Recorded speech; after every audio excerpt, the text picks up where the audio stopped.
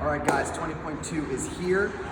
Because this is a long workout with a very, very fast cycle rate and quick churn through the low rep kind of sets, I'm gonna go over some things with your setup first, and then I'm gonna talk about some tips and tricks to make sure other outside factors don't trip you up throughout the workout. So number one, you wanna set up your station like so.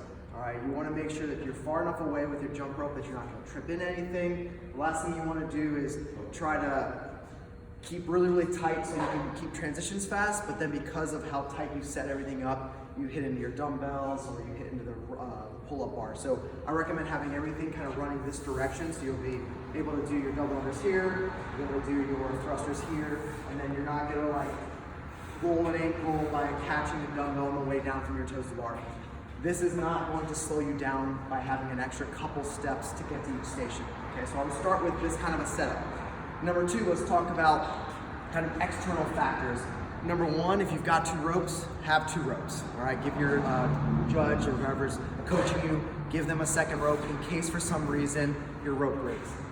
Or maybe have 2 ropes with slightly different lengths. So if your double unders aren't feeling good on one rope, you have another alternative right there to kind of keep going. I recommend if you have an Allen wrench for your rope to just make sure you tighten everything up so there's no chance that like something shoots off and it falls apart. All right, that's for the double unders. As far as shoe wear, I recommend wearing a shoe with a easily flexible midfoot. So the tighter this area is on your shoe, the more your plantar muscles are gonna have to work during your double unders. It's gonna be a very, very high double under workout. So you wanna try to reduce any like pain or issues you have with the ball of your foot. So I would recommend if you have like more of a running shoe that's not super soft, that is gonna bother you on the thrusters, then I would wear a softer shoe for the jump rope. As far as your thrusters, what I recommend doing, keep your dumbbells very tight and together. All right, the last thing you wanna do when you're tired is come back to your thrusters and have like one over here and you've gotta pick things up and lean over and move things around. So the way that I would recommend doing your thrusters is keep them tight between your legs and have them underneath you so that your first rep is more like a swing squat thing. All right, so what I'm gonna do is I'm gonna pick up my my dumbbells and I'm gonna kind of squat through them here. All right, so now I can start doing my thrusters, and then when I'm done with my thrusters, I can literally just swing them down and put them back together. So that's how I would kind of keep them arranged. That way they're always in the same place and you can kind of keep some consistency. As far as toes to bar, if you are one of those people that think you're gonna make it into like the high teens or like low 20s on this workout, this is where the muscle fatigue will set in for most people. So I would recommend small sets from the beginning. So even if you can do 6, like it doesn't seem like that many, there's not gonna be much of a slowdown to do 3 and 3. So just start off the workout, do 3 reps, drop. And then just kind of shake it out, breathe, jump back up, do 3 reps. Do it from the very, very start.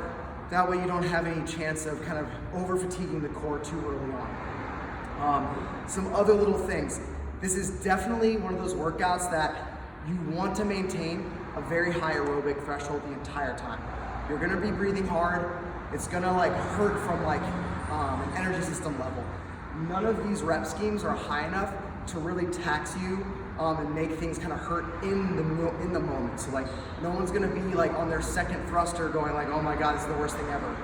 It's gonna be harder from the standpoint of going from the thrusters and going right to the toes to bar. Going from the toes to bar and going right to the double unders. Trying to maintain the flow and the speed between like the movements, not necessarily any one given thing. If you are one of those people that trips up commonly on double unders, what I would recommend doing is from the start, try to go with a slower double under pace, okay?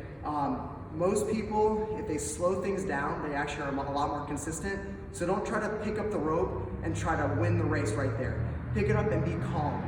If you just do 1 or 2 singles to start, but it means that you never trip up, that's much better than trying to go right into a double under from the start and potentially tripping up on the very first rep. So I would start with very slow, kind of consistent double unders, then trying to be too quick and trip up a lot. Also, if you know that you're going to be doing a lot of fast double unders, let your coach know your plan. Some people like to do a single first, some people like to go right into their first double under.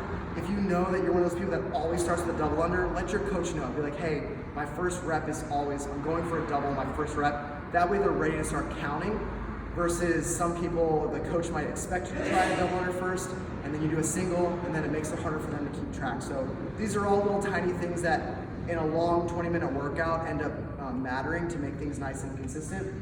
I'll send out an email with this video along with some warm-up recommendations to make sure that you're not overexpending energy on any of these movements.